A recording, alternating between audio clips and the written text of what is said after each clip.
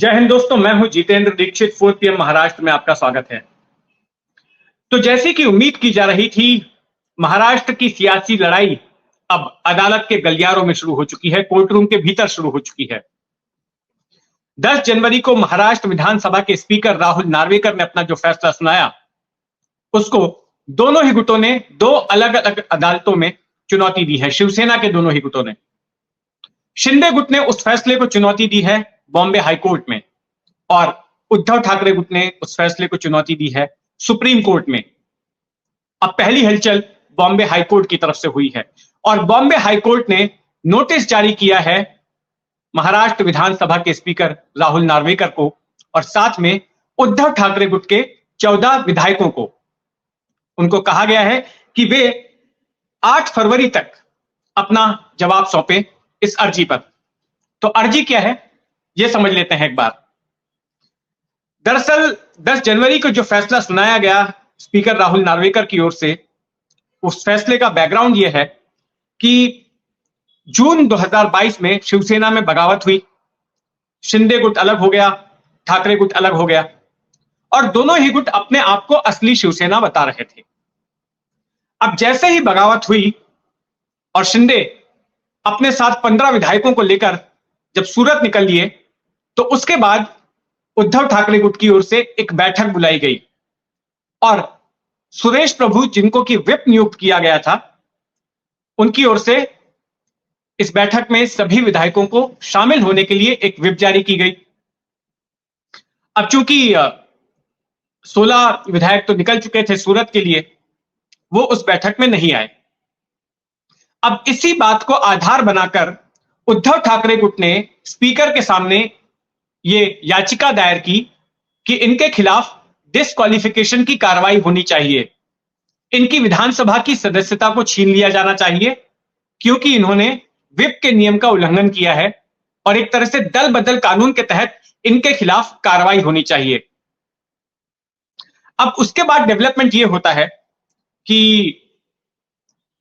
करीब 10 दिनों बाद शिंदे महाराष्ट्र के मुख्यमंत्री बन जाते हैं, और फिर उसके बाद जो स्पीकर का चुनाव होता है, तो 3 जुलाई को शिंदे गुट की ओर से भी भरत गोगावले नाम के विधायक को व्हिप नियुक्त किया जाता है, और वो व्हिप जारी करते हैं कि स्पीकर के फलाने उम्मीदवार को जो है वोट देना है। अब उस व्हिप का पालन ठाकरे गुट के विधायक नहीं करते, तो शिंदे गुट की ओर से एक काउंटर डिस्क्वालिफिकेशन पिटीशन फाइल किया जाता है स्पीकर के सामने कि देखिए, इन लोगों को डिस्क्वालीफाई कीजिए क्योंकि उन्होंने व्हिप का उल्लंघन किया है। जो आरोप ठाकरे गुट की तरफ से लगाए गए थे शिंदे गुट के विधायकों पर, वही आरोप अब शिंदे गुट के विधायक लगा रहे हैं ठाकरे गुट के ऊपर, शिंदे गुट के व्हिप। तो इस पूरे मामले की सुनवाई जल्द से जल्द करने का निर्देश सुप्रीम कोर्ट ने दिया था कि आप फैसला कीजिए, और यह निर्देश दिया गया था बीते साल मई में, और कहा था कि एक रीजनेबल टाइम के भीतर स्पीकर फैसला सुना दें। लेकिन स्पीकर महोदय राहुल नार्वेकर, जो कि बीजेपी के विधायक भी हैं, उनका रवैया बड़ा ही ढुलमुल था। धीरे धीरे उनकी गाड़ी आगे बढ़ रही थी, तारीख पर तारीख। तो इससे ठाकरे गुट को चिंता हो गई कि क्या ये तब तक घसीटेंगे जब तक कि अगले साल चुनाव नहीं हो जाएगा। अक्टूबर में चुनाव होने वाले हैं 2024 में इस साल। तो उन्होंने शिकायत की सुप्रीम कोर्ट के पास स्पीकर की, और उसके बाद सुप्रीम कोर्ट ने फटकार लगाई स्पीकर को और कहा कि आप बताइए कब तक आप इस पूरे मामले में फैसला सुनाएंगे। तो स्पीकर ने वक्त मांगा, कहा कि फरवरी के आखिर तक का वक्त दे दीजिए, दिवाली की छुट्टियां आ रही हैं, फिर दिसंबर में महाराष्ट्र विधानसभा का शीतकालीन सत्र भी है, क्रिसमस भी है, तमाम चीजें हैं, दोनों पक्षों को सुनना है, बहुत काम रहेगा।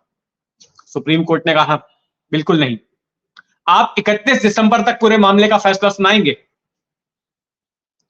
तो सुप्रीम कोर्ट के कड़े रुख के बाद फिर दिन ब दिन सुनवाई शुरू हो गई, लेकिन फिर भी स्पीकर को लगा कि 31 दिसंबर तक जो है वो फैसला नहीं सुना पाएंगे, क्योंकि 2.25 लाख कागज जमा हो गए थे।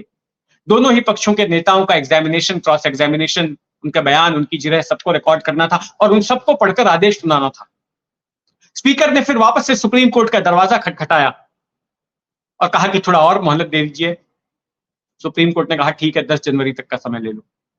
10 जनवरी को फिर स्पीकर ने अपना फैसला सुनाया 10 जनवरी की शाम को 5 बजे और करीब 1-1.5 घंटे तक वो अपना आदेश पढ़ते रहे। हालांकि ये सिर्फ ऑपरेटिव पार्ट था आदेश का, क्योंकि पूरा ऑर्डर जो है 1000 पन्नों के ऊपर था।